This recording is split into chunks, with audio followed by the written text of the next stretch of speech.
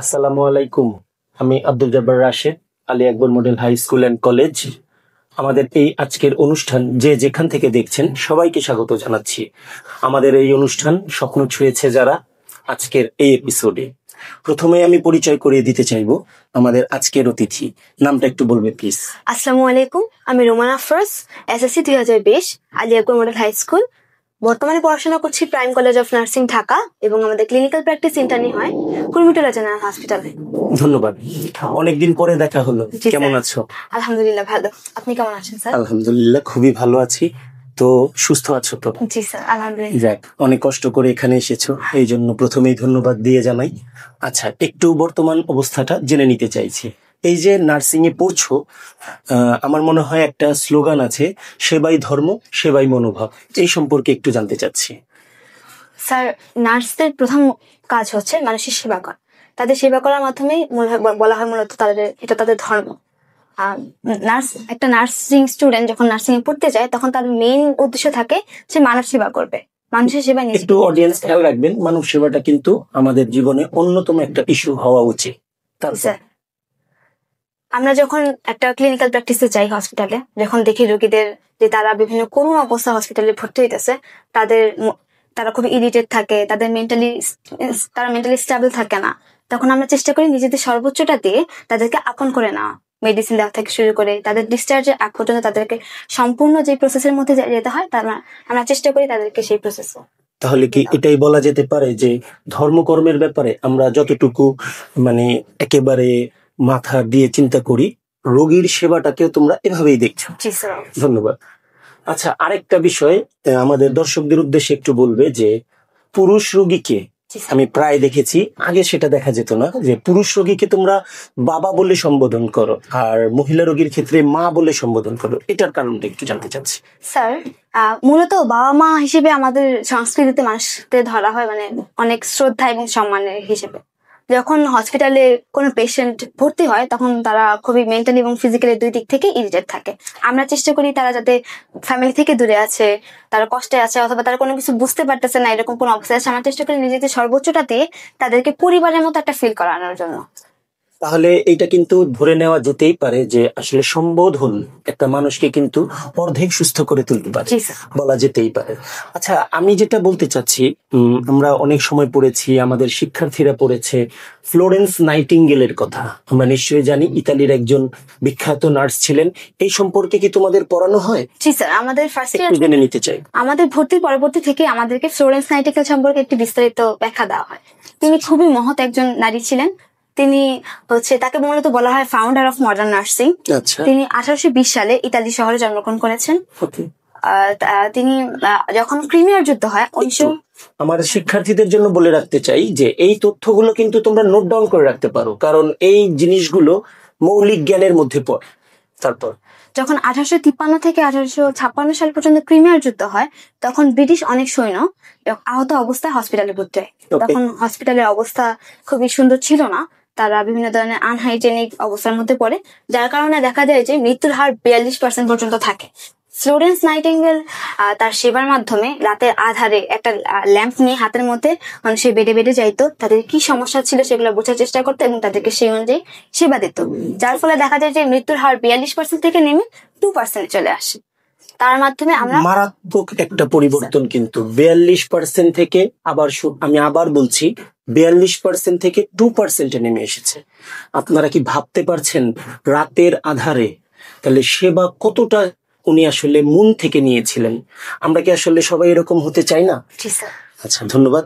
এইবার আমি যদি একটু একটা কথা বলতে চাই, আমি ডাক্তারদের প্রতি সম্মান রেখে বলছি যে একজন রোগীর ক্ষেত্রে ডাক্তাররা কিন্তু রোগটা নির্ণয় করেন এবং সমাধান দেন, কিন্তু এই পুরো প্রসেসটা কিন্তু একজন নার্স শেষ পর্যন্ত এগিয়ে নিয়ে যায়। এই ব্যাপারে একটু কি মনে করো তুমি?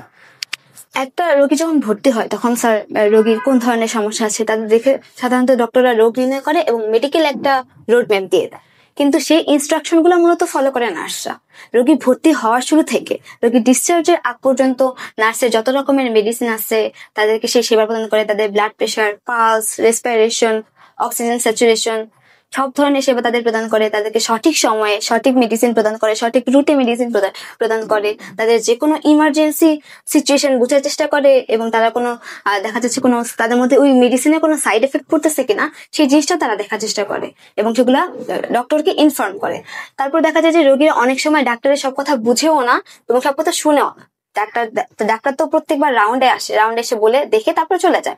ডাক্তাররা থাকে বাট মানে সবসময় 24 ঘন্টা রোগীদের সাথে থাকেন, যখন লাগবে পারে না। হ্যাঁ পারে, ওনাদের অনেক বেশি ব্যস্ততা, শিডিউলের মেনটেন করতে হয়।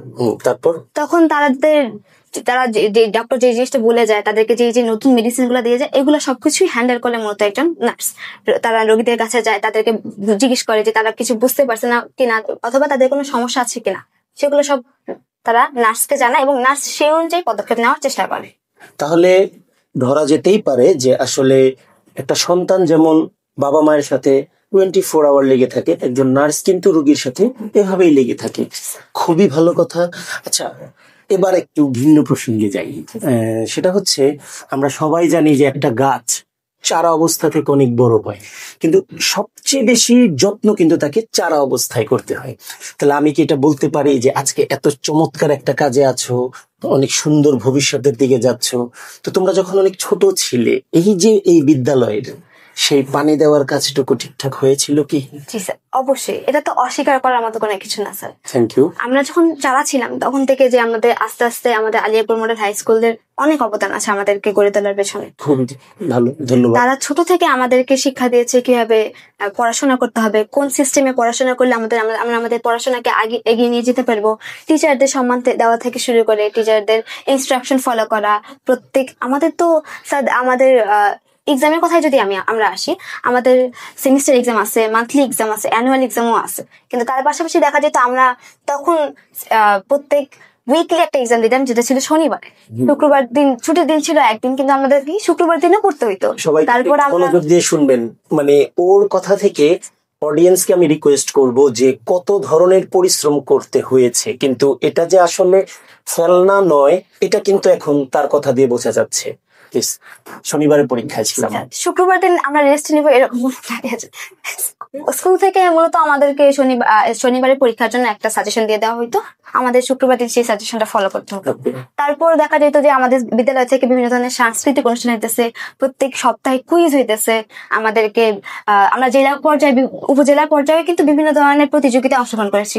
সুন্দর হাতের লেখা প্রতিযোগিতা ছিল, রচনা প্রতিযোগিতা ছিল, চিত্রাঙ্কন প্রতিযোগিতা ছিল, সব ধরনের প্রতিযোগিতা অংশগ্রহণ করেছি।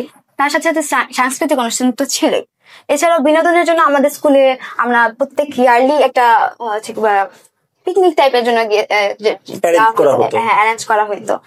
তো ওটাও কি শিক্ষণীয় ছিল না? জি স্যার, অনেক। ওইখানে কিভাবে ম্যানেজমেন্ট হবে, কিভাবে সবার সাথে মিশতে হবে, কিভাবে সবার সাথে কথা বলতে হবে। এই যে আজকে আমি একটু আপনাদের বলতে চাই, রোমানা যে নার্সিং নিয়ে পড়াশোনা করছে, ও কিন্তু জানে না যে ওর সামনে কোন ধরনের রোগী আসবে, ওই রোগীটা কেমন কথা বলতে পছন্দ করে, কোন ধরনের কথা বলতে পছন্দ করে, তাকে কিন্তু ওইভাবে উপস্থিত বুদ্ধি দিয়ে মেনে নিতে হয় যে এই রোগীকে এইভাবে ডিল করতে হবে। তাহলে এই উপস্থিত বুদ্ধিটা কিন্তু খুব বেশি কাজে দেয়।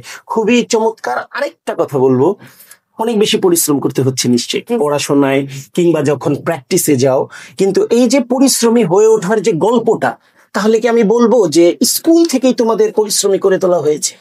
যেহেতু স্যার আমি বলছি, এটা আসলে স্কুল থেকে আমাদের পরিশ্রম করে তোলার চেষ্টা করছে। এখন যদি আমি আমার বর্তমান অবস্থা নিয়ে কিছু বলতে চাই, আমাদের একটু শুনবো, আমরা মনোযোগ দিয়ে একটু শুনবো। বর্তমান অবস্থা নিয়ে একটু সে বলবে, পূর্বের সাথে কানেক্ট করে দিবে। আমাদের বর্তমানে দেখা যাচ্ছে যে আমাদের ক্লাসও করতে হচ্ছে, তারপর একটা প্রত্যেক ক্লিনিক্যাল প্র্যাকটিসে যাওয়া হচ্ছে। ক্লিনিক্যাল প্র্যাকটিসের ব্যাপারটা হচ্ছে সবচেয়ে বেশি কষ্টকর বলা যায়। আমরা 8 ঘন্টা করে প্রতিদিন ডিউটি করতেছি। যখন নর্মালি মর্নিং ডিউটি থাকে তখন তো যাওয়াই হয়, কিন্তু যখন ইভিনিং ডিউটি থাকে, মর্নিং এর পর ইভিনিং ডিউটি, তারপরের দিন নাইট ডিউটিতে যাওয়া লাগে। নাইট ডিউটিটা মূলত 12 ঘন্টা করে হয়। নাইট ডিউটি করার পর দেখা যায় মাঝে মাঝে পরের দিন আবার মর্নিং ডিউটি হয়ে যায়। 12 ঘন্টা প্লাস 8 ঘন্টা, টোটাল এত ঘন্টা ডিউটি করা লাগে। আমার মনে হয় যে স্কুলে আমরা ক্লাস করতে মনে হয় সকাল 7টা থেকে 1টা পর্যন্ত ক্লাস করা হতো। তারপর যদি দেখা যেত যে আমাদের কোনো পরীক্ষা থাকে অথবা আমাদের কোনো বুঝার সমস্যা থাকে, তাহলে আমাদের আরো 1 ঘন্টা 1.5 ঘন্টার মতো আরো টাইম দিয়ে প্রায় 2:30টা পর্যন্ত আমাদের স্কুলে থাকতে হতো। মানে মূল কাজটা শেষ করেই তোমাদেরকে ছাড়া হতো? জি স্যার। এরকম তারপরে যদি আমরা কোনো কিছু না বুঝতাম তাহলে আমরা টিচারদের কাছে যাইতাম। টিচাররা বলতো আমি যখন ফ্রি টাইমে থাকবো বা টিফিন টাইমে তুমি আমার কাছে আসবা, আমার থেকে কোন কোন জিনিস বুঝো না সেই জিনিসটা বুঝে নেবা। তারপর পরীক্ষার খাতা যখন দেখানো হতো তখন আমাদের প্যারেন্টসদের ডাকা হতো। প্যারেন্টস মিটিং তো ছিল, দেখা যেত প্রত্যেক ইয়ারে দুইবার প্যারেন্টস মিটিং হইতেই আমাদের সম্পূর্ণ অগ্রগতি অভিভাবক পর্যন্ত পৌঁছে দেওয়ার জন্য আমাদের সম্মানিত প্রিন্সিপাল স্যার যারা ছিলেন তারা আমাদের বাবা মাকে বলে দিত যে এটা করা লাগবে, ওদেরকে খাবারের দিকটা দেখতে হবে, ওদের পরীক্ষা। তাহলে আমি একটু অ্যাড করে দিতে চাই যে আমাদের এই প্রতিষ্ঠানের প্রতিষ্ঠাতাদ্বয় অধ্যাপক ASM কামরুজ্জামান স্যার এবং অধ্যাপক নিজামুদ্দিন চৌধুরী স্যারের যে আসলে পরিচালনা, এই পরিচালনায় কিন্তু সম্পূর্ণরূপে একটা ক্যারিয়ার গড়ে উঠতে পারে এবং সহযোগিতা হয় আসলে, তাই না? এটা কি বলা যায়? অবশ্যই স্যার, অবশ্যই বলা যায়। তো এইবার বলতে চাচ্ছি যে ভবিষ্যৎ পরিকল্পনাটা কি? স্যার আমি তো বিএসসি নার্সিং করতেছি, সেটা মূলত বিএসসি নার্সিং 4 বছরে হয় আর ডিপ্লোমা নার্সিং 3 বছরে হয়।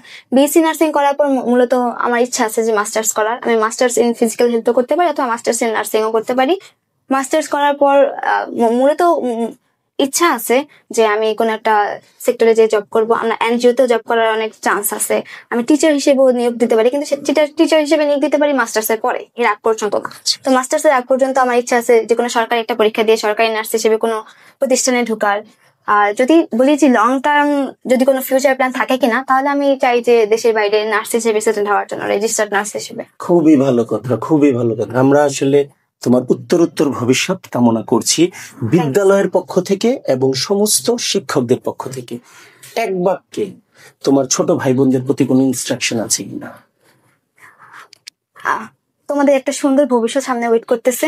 তোমরা চেষ্টা করবে প্রতিদিনের পড়া প্রতিদিন শেষ করা, টিচারদের ইনস্ট্রাকশন শোনা। যদি কোনো কিছু না বুঝো অবশ্যই টিচারদের জিজ্ঞেস করবে। তারা কিন্তু সবসময় ফ্রেন্ডলি আচরণ করার চেষ্টা করে। তারা স্টুডেন্টদের সব ধরনের কি সমস্যা আছে সেগুলো সলভ করার চেষ্টা করবে। তোমরা স্যারদের সম্মান প্রদর্শন করা, তাদের কাছ থেকে নিজেদের পড়াটা বুঝে নেওয়া, প্রতিদিনের পড়া প্রতিদিন শেষ করা এবং প্রতিদিন যাতে রেগুলারলি তোমরা স্কুলে আসার চেষ্টা করো।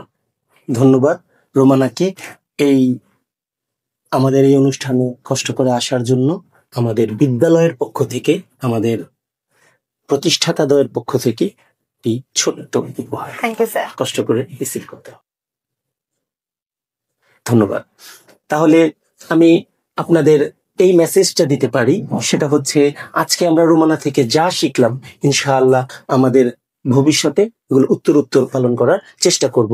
আরেকটা কথা বলে দিতে চাই, আমাদের পরবর্তী এপিসোডের জন্য আপনারা প্রস্তুত থাকবেন। ওই সময় আরেকজন প্রীতি শিক্ষার্থীর সাথে আমরা কথা বলবো। আসসালামু আলাইকুম।